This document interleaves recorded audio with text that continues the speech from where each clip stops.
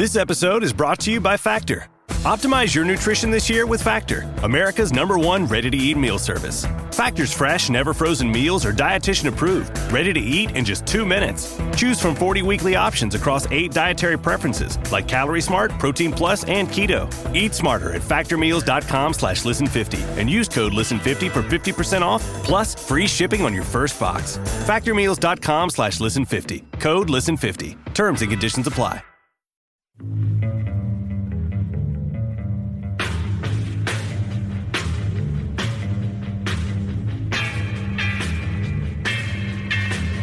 This is the Roger Stone Show, presented by Colonial Metals Group. A man who's gone through hell, but he's kept going, and he's smart, and he's strong, and people love him. Not everybody, but people love him and respect him. Roger Stone. Now, here's Roger Stone. Welcome back, folks. Joining me now, a fight world legend, Jorge Masvidal. He's a retired American mixed martial arts artist known for his striking skills and his aggressive fighting style. Born in 1984 in Miami, Florida, he has competed in top promotions such as the UFC, where he became one of the most popular welterweight contenders ever. Masvidal holds the record for the fastest knockout in a UFC fight. That was all of 5 seconds. And he won the symbolic BMF award. That's the baddest mother, well, you know. Throughout his career, he showcased exceptional boxing and wrestling defense, earning victories over high-level appointments. But beyond fighting, Jorge Masvidal has been involved in the world of promoting combat sports and other entrepreneurial business ventures. He's also been very vocal about his political views. He's actively supported conservative causes, publicly endorsed President Donald Trump back in 2016 as well as 2024. He's appeared at political rallies and spoken in favor of policies he believes benefits Americans. He's a particularly articulate critic of the authoritarian communist regime in his native, or I should say, the country Cuba, from which he gets his heritage. He's beloved by the people in Miami. I've seen it firsthand, and he joins us today. Jorge, welcome to the Roger Stone Show. Whoa, Roger, thank you for that, my brother. That was intense, man. Thank you, my brother. Always a pleasure to be here. God bless, brother. Thank you for having me on the show, and thank you for the kind words, for real. I watched one of your fights yesterday on video. I had to look it up. Didn't take very long. You knocked this guy out in 40 seconds. 40 seconds after the first bell. Remind me not to get into the ring with you, okay? Sure, yes, sir. No, we're in the same team, brother. Don't you worry, man. We don't gotta worry about that. So, Jorge, I know you're a perfectionist. People may think this looks easy but it's not. What's your training regimen like when you are preparing for a fight? Because you're still fighting. Well, it has its peaks and its valleys depending how close or how far I am from the fight is where we scale the training. But let's say I don't have no fight, I'm averaging like 4 to 5 hours a day, Monday through Friday. Saturday I'll have like at least one workout session, and then we're done, So it could be 2 hours in the morning, 2 hours and a half in the afternoon, and then I'm done. When I have a fight, let's say I'm like 8 weeks away now, I might be ramping up that to redlining, where I'm going 3 workouts a day. Each workout is anywhere from an hour and a half to 2 hours, and I'm getting in a healthy 6 hours Monday through Friday of working out, and then Saturday I'll get another 2-hour session, and then that's it, But once I get closer to the fight, like 2-3 weeks, we'll drop that number drastically, where we'll keep the intensity up, but we'll bring down the amount of hours that I'm working, so my body will be fresher for the actual day that matters, which is the fight. So it might just go down to 2 hours a day, 3 hours a day max when I'm 3 weeks, 2 weeks away, just to make sure that my nervous system, everything has recovered from the long training camp, and then it's just go time after that, Well, what about a diet? I mean, I was with you for a couple of days. It appeared to me you were on the seafood diet, meaning you saw food and you ate it. You got quite an appetite, my friend. But do you change your diet when you're preparing for a fight? Definitely. You know, my calories, obviously, I could eat more, but I choose to just eat healthier because we have a weight limit to make. So big thing in my diet will just be when I start and stop eating. So usually like after 8, p.m., the latest 9 p.m. will be my last meals like in camp. And that's because if I finish a training session late, reason being, if you don't overfeed the system runs a lot smoother. So if you have a couple periods of what they call intermediate fasting, at least for me, myself, I drop tons of weight. If I'm fasting anywhere to 14 to 16 hours a day, Monday through Friday, my weight comes right off. Now, I note that you were born in Miami, Florida, but like my wife, you're very, very proud of your Cuban heritage. My wife's father was a Cuban diplomat working for the Batista regime. He was kind of non-political. He was stationed in the Washington consulate. So although my wife's parents were born in Cuba, she was actually born in Washington, D.C. When Batista fell and Castro came to power, her father, my father-in-law, got an order to return to Cuba, to Havana, for briefings. His bags were packed. He was leaving the next morning when a friendly CIA man knocked on their door to inform my father-in-law that his name was on a list of people to be liquidated and that he should not return to his home country. He lost everything. First of all, he spoke largely Spanish because in his job in the consulate, he wasn't required to speak English, but his home, his savings, his family were all back in Cuba. You feel strongly about the regime. Let's talk about that a little bit. I feel only one way about the regime, and it's something my dad told me and showed me. The only place where a communist belongs is 6 feet under the ground, from Yugoslavia to China to Russia, Venezuela, Cuba, and every other place that I might have not mentioned right now. This social experiment of communism, socialism has never worked out, has always ended in absolute and utter misery, shared equally for everybody, and millions of deaths. There's so many people have lost their life to this communist experiment or socialist experiment. And it's something that, I was born into. Because my dad, we've talked about it before, my dad escaped Cuba when he was 14, 15 years old. They got a tire tractor, turned it into a raft, and hit the high seas. And 7 days later, they got to the Bahamas, got extradited to the United States. So I grew up hearing this story, and, when I was young, I was like, yeah, I'm sure whatever he did it. Then I found out through newspaper clippings and family members of mine, no, my dad absolutely and actually did that, So then it was like, what would drive you to go 100 and something miles on a raft when you guys don't? My dad was he was young, but he was a spearfisher in Cuba, and that's how he would make like a living for himself and the family. He would go out there and dive 10 feet to 20 feet underwater and maybe catch dinner or not, But this doesn't teach you anything about navigation or nothing. So I was like, what would cause you at that age to get on a freaking raft and set sail for 7 days? And when he explained to me what was behind him, what he was facing, what the family was facing, that's when I understood communism and socialism. And that's when I really started to like, holy smokes, this is a lot worse than I ever thought, and I was always involved in these conversations, though I didn't want to be, because every Sunday when we'd have dinner with the family, this was like a prominent topic, and when you're a kid, you don't hear this nonsense. You want to hear about G.I. Joes and eating ice cream, but this was a constant thing. And as I got older and older and understood more and more, it just blew my mind. Another relative of mine that escaped was my aunt. So as you probably know, from Guantanamo Bay to the nearest town over, they have a minefield. So the Cubans can't escape. Watch your language, because we don't want to pay any fines to the FCC. Please, you got a compelling story, but we got it's a family show. We're talking to Jorge Masvidal. I noticed the Hollywood Reporter last week had a great article on the greatest anti-fascist films of all time. Then I looked, they don't seem to be interested in the greatest anti-communist films of all time.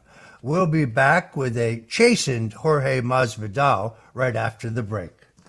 This is the Roger Stone Show.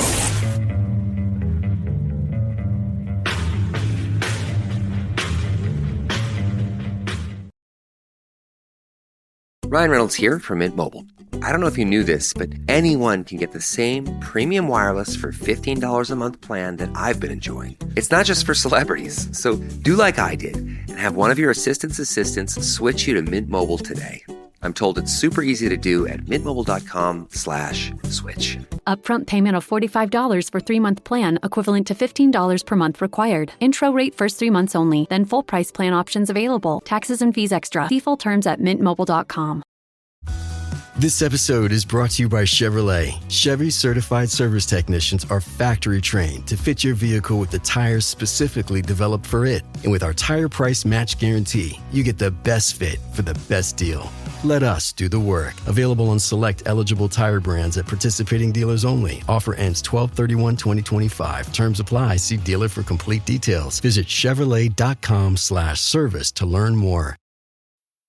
Fellas, you know Degree Cool Rush deodorant, right? Well, last year they changed the formula, and guys were mad about it. One dude even started a petition. So guess what? Degree heard us, admitted they messed up, and brought the original Cool Rush scent back exactly how it was. And it's in Walmart, Target, and other stores now for under $4. So grab some and remember why its cool, crisp, and fresh scent made it the #1 men's antiperspirant for the last decade. Degree Cool Rush is back, and it smells like victory for all of us. Running a business comes with a lot of what-ifs. But luckily, there's a simple answer to them. Shopify. It's the commerce platform behind millions of businesses, including Thrive Cosmetics and Momofuku. And it'll help you with everything you need. From website design and marketing to boosting sales and expanding operations, Shopify can get the job done and make your dream a reality. Turn those what-ifs into... Sign up for your $1 per month trial at shopify.com/special offer.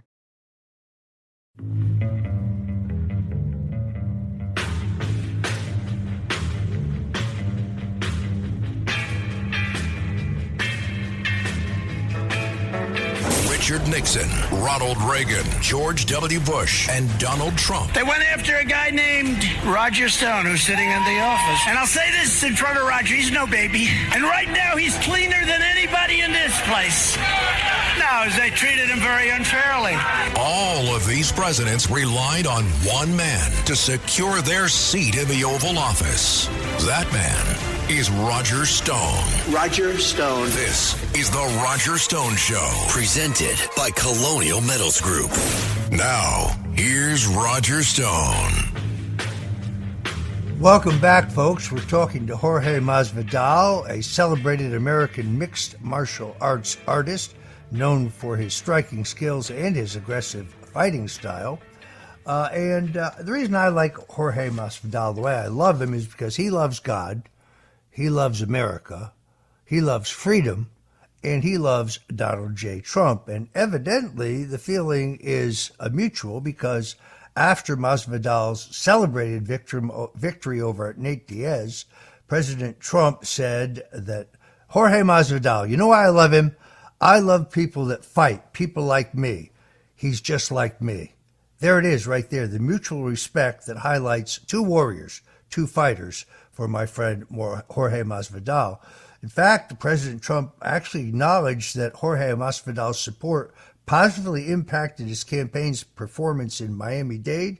In fact, in an interview, President Trump said, "I did phenomenally well in Miami," attributing part of his success to the endorsement of Jorge Masvidal. There's been a sea change in Miami-Dade County where you live, and now it appears to me that your life may be taking another turn. Let me read this post that you put up, I guess it was yesterday, on your X profile. By the way, your game-bred fighter there. You said, "Many people believe that Florida State Senator Brian Avila is going to fill the Miami-Dade County Commission seat being vacated by Kevin Cabrera, who President Trump has just appointed ambassador to Panama." Now, I know Kevin Cabrera. He's a very good man, and this is one of President Trump's very best ambassadorial appointments. You go on to say, "This will create a special election for the Florida State Senate. I'm gratified by the many, many people who've urged me to run in this special election if it happens." This is Jorge speaking again. "I believe I could make a real difference in the state Senate, particularly in fighting the child sex trafficking, which we all know is happening right here in Miami-Dade County. I'm honored by the many citizens who are urging me to run if this opportunity presents itself, and I want everyone to know that I'm thinking seriously about it and I'm praying about it. Signed, Jorge Masvidal. Now, we've seen this before. We've seen people who became famous for one thing going into politics because they were unhappy with the way things were. Ronald Reagan comes to mind.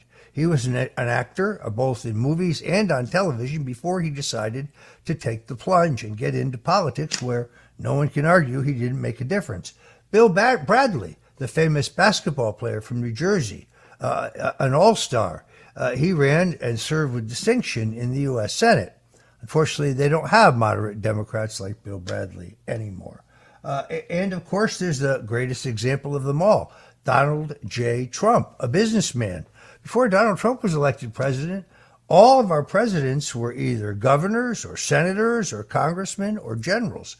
But now we have elected a businessman president, and I think everyone would agree, just 2.5 weeks in, he is taking care of business. Next week on the Roger Stone Show, we're going to go through all of the epic misspending, waste, fraud, and political agenda spending by the USAID. This could be the biggest scandal in American political history. We're going to have that for you next week. But Jorge, I want to ask you about this because it's caused quite a buzz in Florida political circles. How do you feel about the possibility of giving up your current business life, your fight promotions, your other business ventures, and taking the plunge and getting into the Florida State Senate? It'd be a huge honor, huge responsibility, something that just troubles me a lot. You know, in the sex trafficking, the child trafficking that's happening in Florida. Miami's like number 3 in the country. Orlando's like maybe number 1 or 2 in the country. This is not a third world country. This is not a country without resources or things or measures that we could take to protect every single last children, especially that comes in and out of Florida, you know. So I just feel that the right measures haven't been taken against this. And to make matters worse, there's a famous mall called Dolphin Mall. And in Dolphin Mall, recently they discovered that there was like a huge ring operating there, like a 30-person ring operating out of Dolphin Mall, sex trafficking kids, all types of things that I can't stand for. And this is in my backyard, so that's when I really drew the line, said, man, you know, we got Trump in power doing great things, but local people need to step up at a local level as well, and we need to bring an end to this, you know. And that's what really got me motivated and fired up. I didn't think I'd be running this year or next year, but when this position came available, and it happens to be where the mall that really fired me up took place, I was like, it's a no-brainer. I'm going to attack this head on, and, you know, I'm a fighter by trade, by heart, the way that God made me. I'm a fighter through and through, and this is something worth fighting for. This is something that I'll die fighting, this evil. And if I could help bring an end to it at some point in Florida, I'd be one proud individual. You know, most people don't realize this. Miami-Dade is the second largest hub of sex trafficking in the country, sure. Second only to Orlando, and that's explained, I think, by the many amusement parks there. It's well known that the tourist hotels around the Miami airport are the site of widespread child sex trafficking. Interestingly enough, Mayor Cava of Miami-Dade has done, well, absolutely nothing. We need a coordinated effort between federal, state, and local police to combat child sex trafficking. I can't think of anyone better to fight for that in the state Senate. Somebody who is motivated not by the desire to be someone, because he already is someone. I've been with him. You can't believe this guy has more fans than I do. And they love him because he's a fighter. He's a warrior. He's a patriot. President Trump is absolutely right about you, Jorge. You are a man who does the things he sets his mind to. Like the president, you're a fighter. I have been besieged by emails and texts when I announced you were going to be on the show. People want you to run. So let me thank Jorge Masvidal a legendary MMA fighter, now considering, like Ronald Reagan, like Donald Trump, like Bill Bradley, the transition into politics to work against child sex trafficking in Florida.